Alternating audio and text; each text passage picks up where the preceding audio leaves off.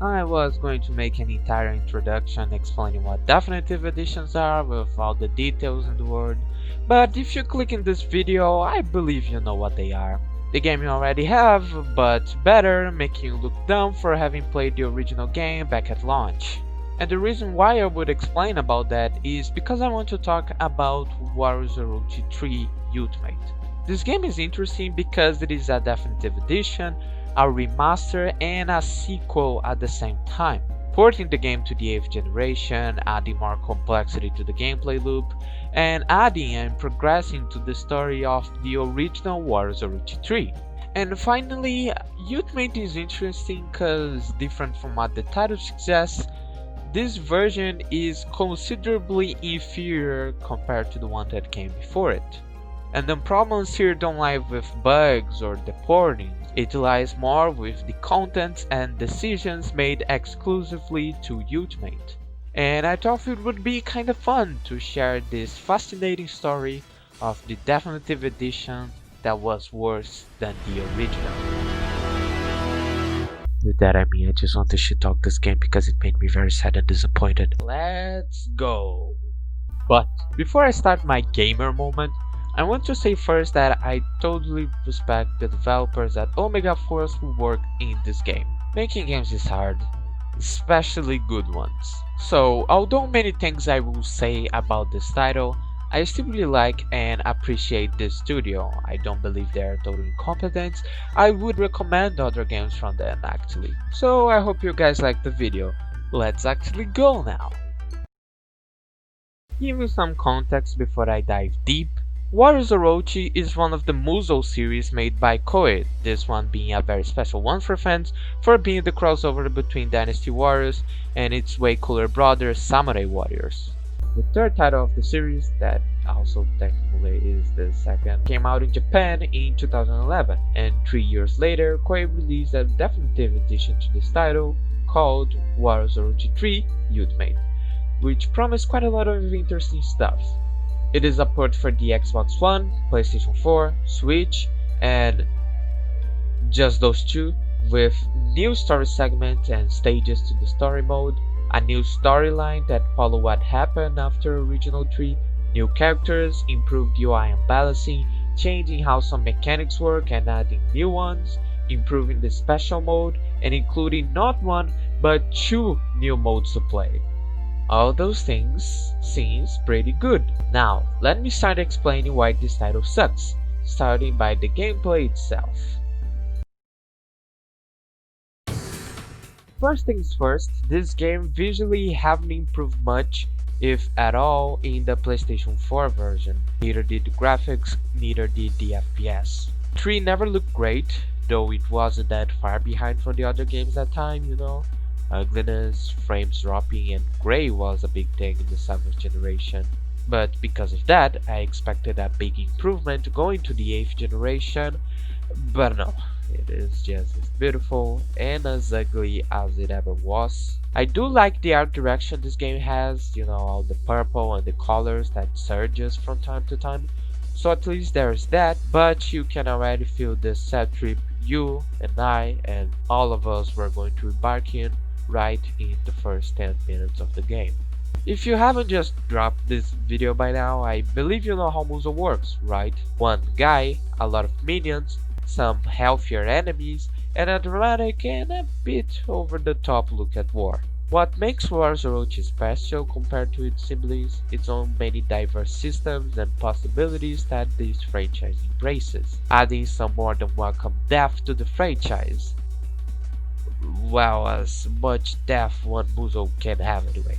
The more showy one of those systems is the possibility to play with 3 different characters at the same time, and to wisely form your party and managing them during battle is an important thing in the flow of the combat.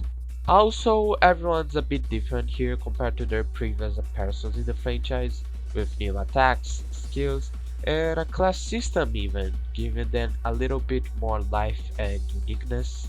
So, what does Ultimate does to this pretty good formula? Well, the best word I can use is more. more they add more. You gain more money, more crystals, more growth points, more experience, more weapons attributes, more characters, more passive abilities, more special air attacks, more levels, promoting to add more types of levels, more triple attacks, more flashy seeds, more stages, more systems, and more game modes. And surprisingly, yeah, it actually kind of works. Starting with the leveling. Experience feels like it's more easy to get. No small thanks to how much more growth points you can store, those points serving to increase someone's level without needing to fight, and the new mid-battle item, Scroll of Enlightenment. You can find one per match, and when you pick one for a brief period of time, every single minion you defeat will drop a big EXP scroll, leveling up incredibly fast. And yeah, dopamine penetrates my brain every time I see that big ass scroll coming to my direction. This changes a lot of things. It encourages playing on harder difficulties early on, or playing more times with the recommended team, and seeing what happens to the story later. Playing with them feels like it is the right way to play. And now the user can get to level 100 pretty fast, which can lead you to two things.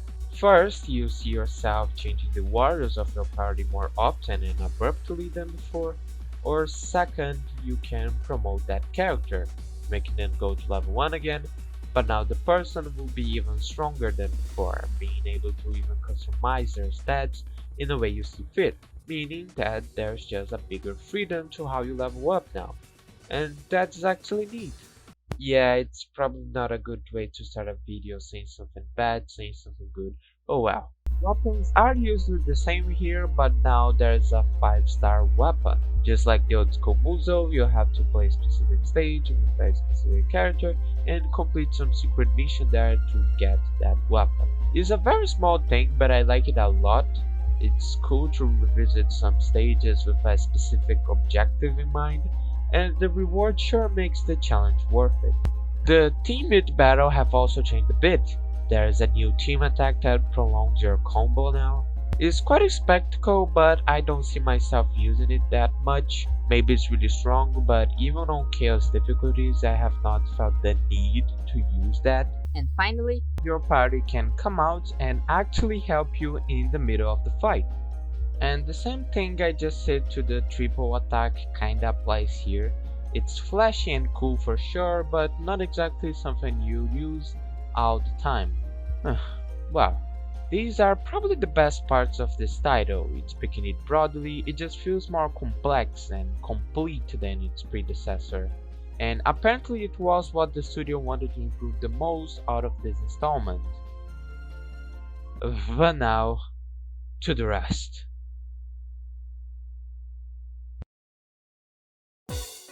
New characters of the game are very average, and that's a bad thing in my opinion, because Muzo is all about the characters. We experience the story through their eyes. The story mostly revolves around them and their needs and worries. So to see that the new cast Ultimate brought to the table felt so inconsequential and just boring to watch throughout the entire game just caused a big damage to this title for me. Starting with Shushu, a leftover from Dynasty Warriors. Sadly, he is a missed opportunity. Well, he always is. A side character that only feels like it is there only when you play as him, but other than that, he doesn't do much, if at all. And also, he just appears out of nothing, without fanfare or anything, and the game tells you that he actually was always there all along, and that clearly ain't the truth. Weird how they don't simply add him in the Battle of Healing already. They say he was there, but when you play that stage, he just isn't there. Super weird. From Orochi exclusive ones, we have Semeabe, who is meh. I don't really have any strong feelings about him, really. It's just an Omniodo with a fox. I don't know what to say about him. Shenlong is also kinda boring. I like the idea of one more guy to the Nuwa and Fushi gang, but he's nowhere near as stylish or as charismatic as them. A more peaceful guy is an interesting idea, but he is more to a boring guy, somewhat incompetent person than anything else. Orochi have his human counterpart here with Inlong, who was kinda disappointing as the human version of the big bad guy.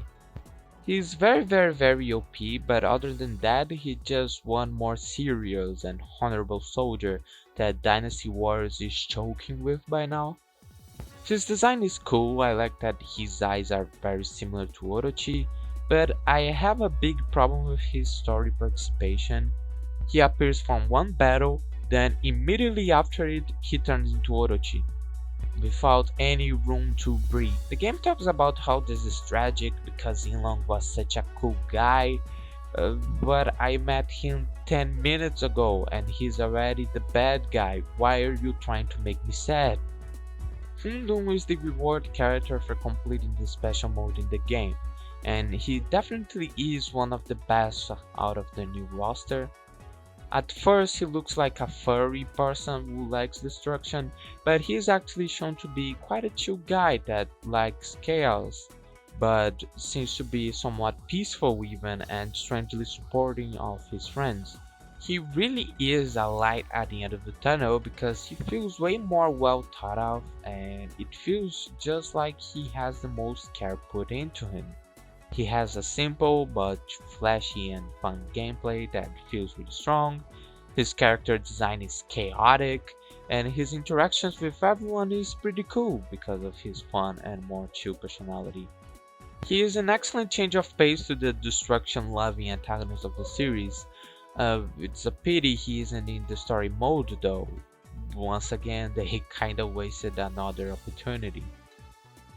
Tamamo is the villain of the new storyline from this game. She's not a good villain, not really menacing, and not as fun as the previous antagonists.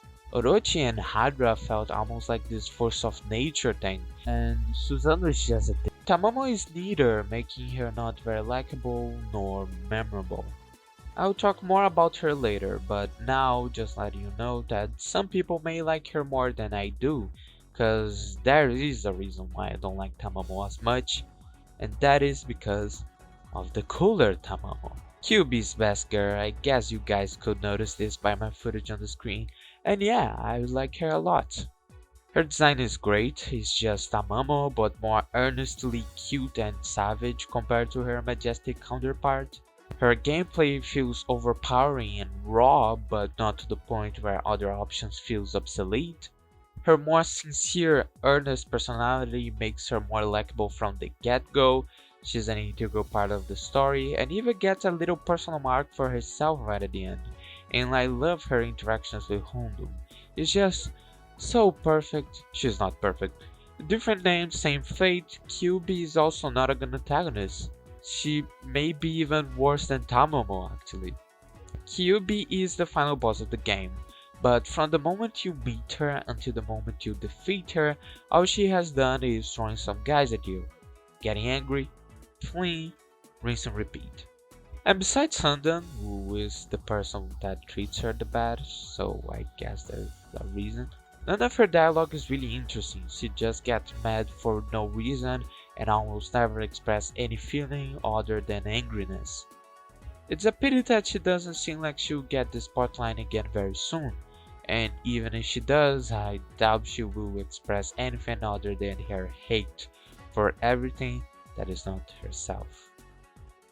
Am I forgetting something? Nah. Now, let's talk about the guest characters. One of the coolest additions of Warriors Orochi 3 was its guest characters, not only including the roster from Dynasty and Samurai, but familiar faces such as Joan of Arc from Bladestorm and Hyu Hayabusa from Ninja Gaiden. And everyone was treated with care, with their fun and cool interactions and gameplay, the new remixed versions from their theme songs and even some story relevancy. They appear quite a lot, so they were some of the most memorable aspects about the original, so of course, Koei Tecmo Boots tried to do that again. And how did they turn out? I go into detail talking about everyone, but I got bored writing those, so mentioning them really quickly, we have Rachel, Kasumi, Momiji, Sturkenberg, and Sophitia. The last two are great. I love how out of place Starkenberg feels on every sense of the word. You have this edgy anime boy fighting side by side with some more realistic dudes like Huang Guy. He's also quite OP, and though I don't know anything about Atelier, I like the idea of other not as popular franchise being included. Or maybe Atelier is really popular in Japan and I'm the dumb one for saying that. And I fucking loved Sophitia. I love Soul Calibur, it's one of my personal favorite fighting game franchise.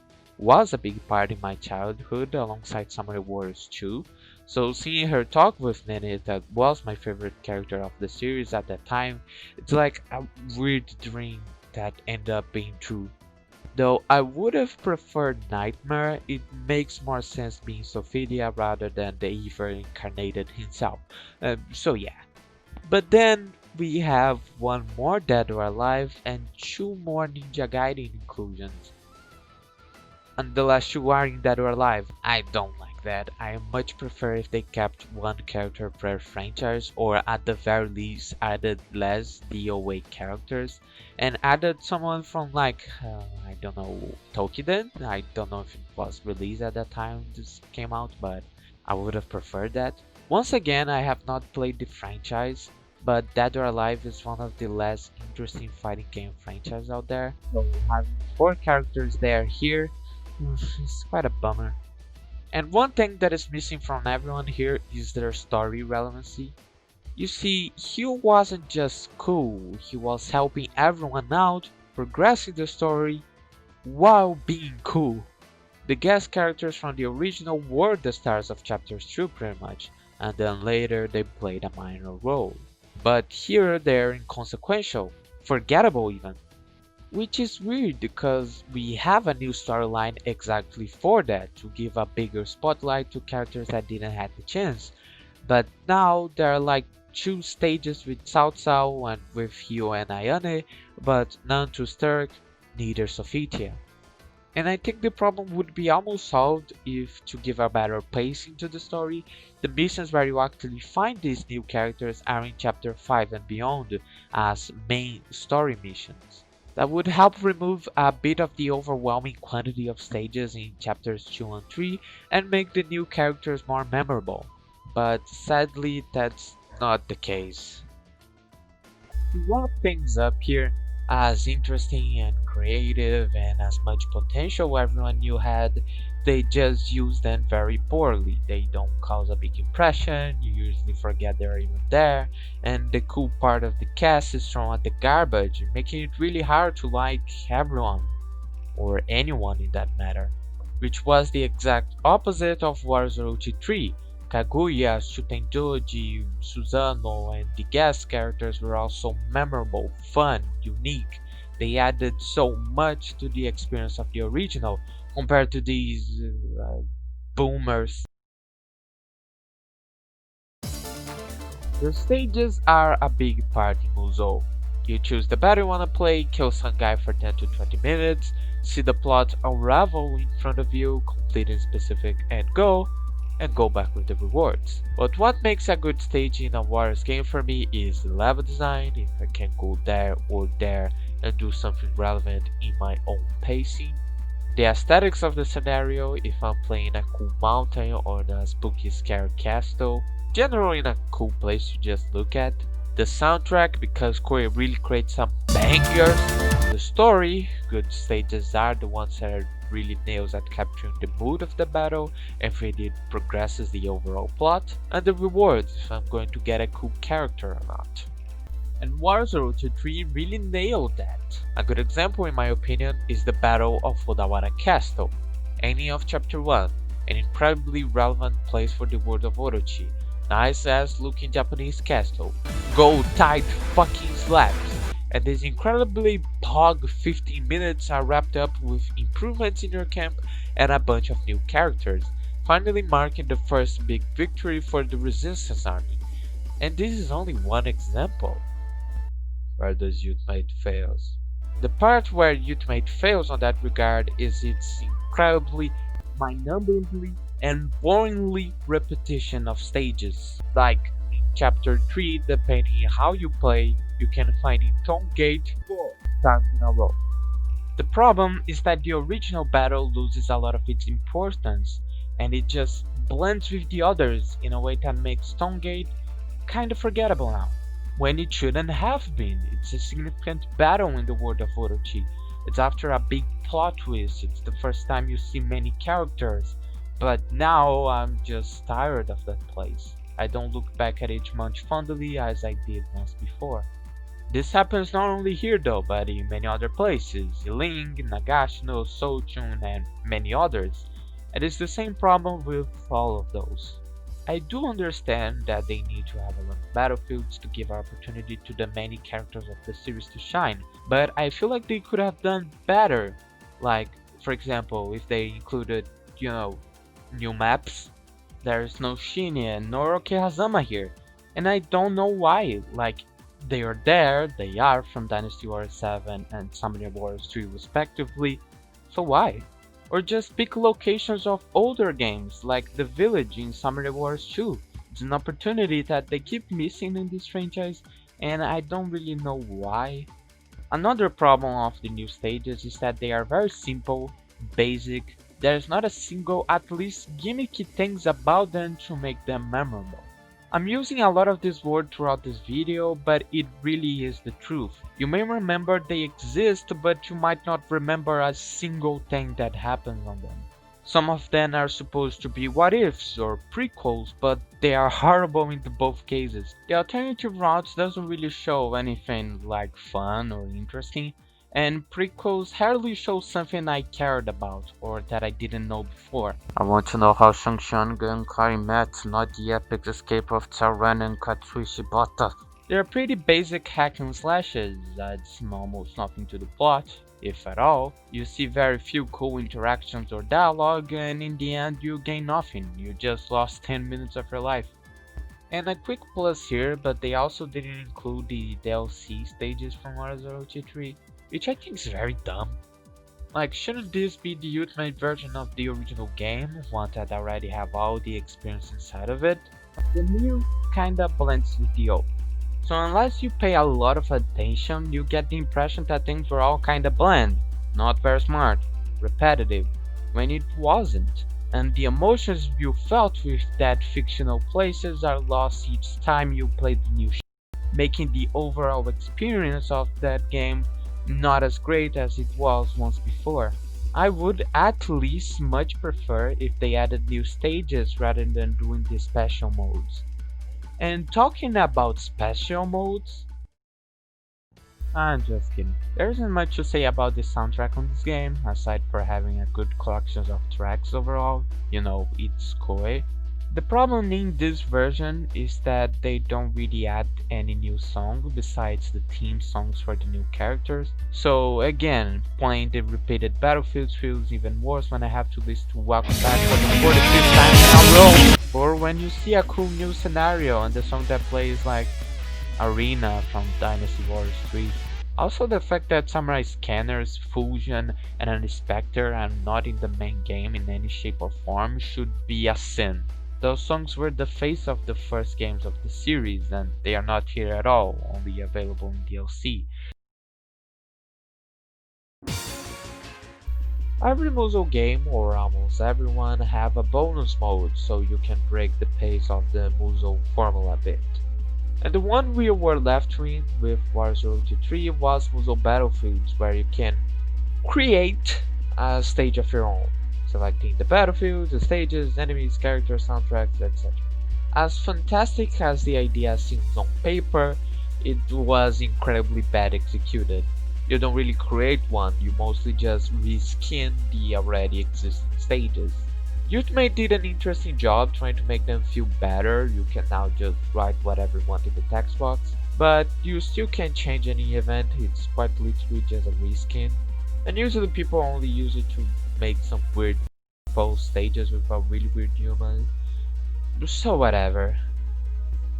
Now they added the dual mode from Warriors Orochi 2 back, where you are able to play a more refined and professional version of Marvel vs. Capcom. To not feel completely devoid of depth, they added a card system to this mode, and each card does a specific thing. like attacking the opponent, giving him a bad status, healing yourself, or maybe all these three things in one. It is actually quite interesting and fun. You should not stop your career as a professional Dragon Ball FighterZ player to play this, because I didn't even manage to find a match online, but it's a funky waste of your time. Then the big new side content this game have is the Gauntlet mode. Here the game becomes a dungeon crawler. Your team of 5 officers have to find the randomly decided exit and trying to survive the enemies that get stupidly stronger and tough at each couple of seconds. When I say they get stupidly stronger, they really get, I don't know how to say that word, but stronger. They don't even know what dying is. To the point that grinding, exploring, and opening chests in these levels can be quite difficult. To get past here, you really have to be aware of every stats and equipment of yours and extract the maximum potential of the formations. Formations give you different stats in the moment, also giving you new abilities, and there are a lot of unique formations with unique effects. This is one of the most challenging moments of the entire Musou franchise perhaps, but playing it well gives you many rewards, being able to create some weapons even. And if you defeated a famous officer, you will be able to recruit them to your party. This mode seems to be either loved or hated inside the Musou community, and that's understandable, because I can see why a more strategic and challenging version of our favorite gameplay loop is interesting and compelling for some people. I hate this mode. Killing innocent people that have been forced to fight a war by the system that oppresses them is fun in this franchise. Seeing them fly away and protecting your homies in the battlefield feels really good. What if we remove that here? There is no homies to take care of, you're mostly alone, and you get punished for playing the game.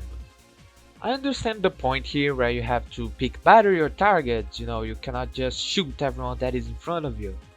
But this makes this mode extremely difficult to get into, because you probably are going to try this mode before you finish the campaign and get immediately frustrated by the fact that no one dies and you die so quick. Also, it's just a big gangbang if you're using a formation where everyone is close to each other. Speaking about them, they suck. I would love if they were in the main game, but they Jotomate. So starting by this point, I started an incredibly big rant about this mode, and those were probably going to be the most boring 2 minutes of your life. So summing up what I wanted to say here, extremely big RNG in every corner of this mode.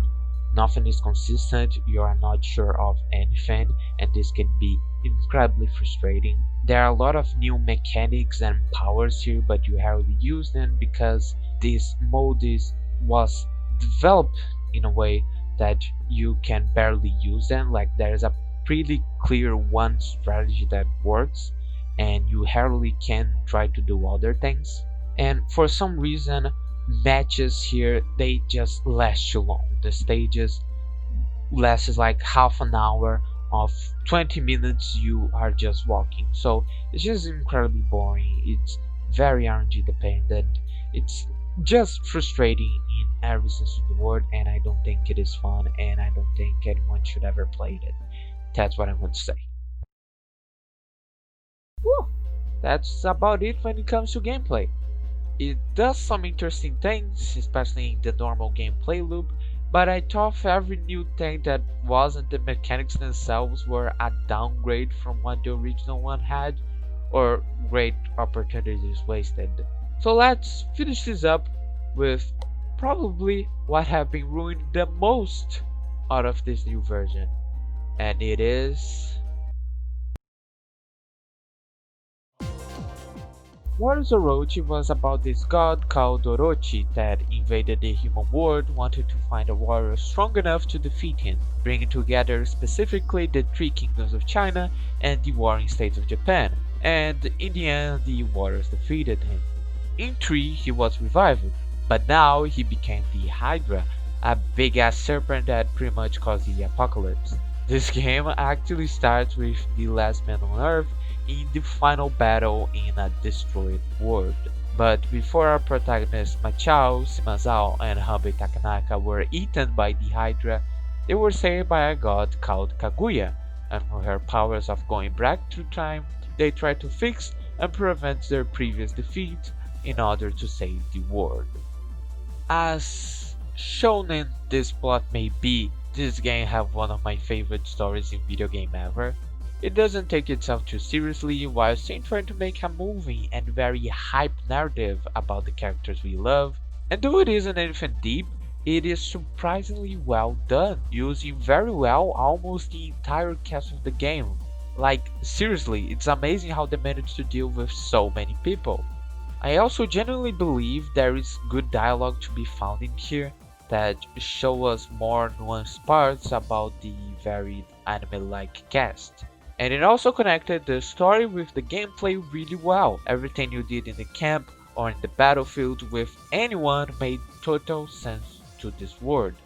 It was a simple story that used the adventures of video game as a media to create an excellent one. You know the question by now. The original game was divided in 4 chapters. Now they added more battles to these previous chapters, but they usually consist of repeated battlefields with little to none story relevancy without making much sense to the overall plot. Some are literally very boring what ifs. And this sucks because it's not just bad by itself, it actually ruins the pacing of the original story. Chapters suddenly take years to finish now compared to what it was before. And there is the whole problem of repetition of stages that I talked about before. Also, it's pretty clear that it's not the same writer, or at least the same translator that did the new content, because the dialogue isn't as fun. They're not as funny or as introspective as it was before. Now they usually are very boring and obvious and cliche. The new writer shit is pretty evident in the new storyline, by the way. The plot isn't as interesting, as hype, as touching, or as anything really. It does set a mood. Tamamo, the new villain, can create clones of people and shapeshift herself, so the warriors create mistrust to each other. But it was so badly executed, is scary even. As good as this plot may seem on paper, they don't do anything with it. Everyone seems to be fine, there isn't much tension between them, you usually know when it is imposter and when it isn't. Usually the only reason why there is a conflict here at all is because they are dumb and don't know how to communicate with each other. Like how bad movies create conflict, you know? And that was hardly a factor with the original. It isn't fun to follow, everything feels very safe, without stakes. The pace is all over the place. Sometimes I just discover what is happening, but now I have to play alongside someone that doesn't know what is happening. And why is my team here? It doesn't connect to the gameplay anymore, it only connects now if I play with the recommended team. Tamamo and Cube don't feel very menacing. They feel pathetic. It is implied that they are even stronger than Orochi. Hell, Tamamo indirectly created him. But you don't feel that. You feel the damage that the Serpent King caused in the start of the first game. You felt and even saw the destruction that Hydra brought at the start of this game. But you don't feel the power of this woman, because she's pathetic and doesn't seem to know what she's dealing with. Humanista doesn't need it to exist, he didn't do anything. Inlong barely got screen time, so I did not connect it with him. Shenlong and Senmei are useless, and I appreciate the little character arc that Kyuubi got at the end of the game, but it didn't really went anywhere. It was like, hey, maybe Kyuubi is a good person at the end. And by the few gameplay snippets I saw of Wars Orochi 4, apparently the storyline isn't even canonical here. That's funny actually, and extremely sad. The reason why I decided to talk about this game, and hopefully to people that are not part of the Muso community, it's because I think this game was disappointing but in an interesting way. Like, the original content, it's still here after all, only with more things added to it. but the quality has went down so much between versions of the same game that I was truly shocked. What I thought before was a masterpiece is now just a cool game. It's not just that the new content is bad, the bad thing gets in the middle of the good thing, making the good thing a bad thing. And it's like this in everything. The battles that were special are now flavorless. The characters that were memorable are now forgettable. The dialogue that was interesting is now very anime, and the story that was great is now average. And all of that was possible without even touching the original content. Even though I mostly complain about the new content like a boomer, I also hope that for the people that played, will play, or heard about the original, give it more respect, because I don't think it was just a good Warriors game, but also one of the best games of the 2010s.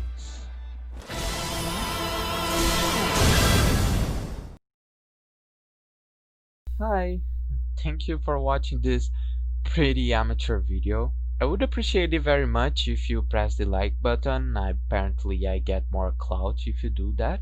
And follow my sister on Instagram, she is an artist. I asked her to do a pretty cool Kirby fan art, and she went there and made a pretty cool Kirby fan art, so please follow her. And I guess you could follow me on Twitter as well, but I don't recommend that. So yeah.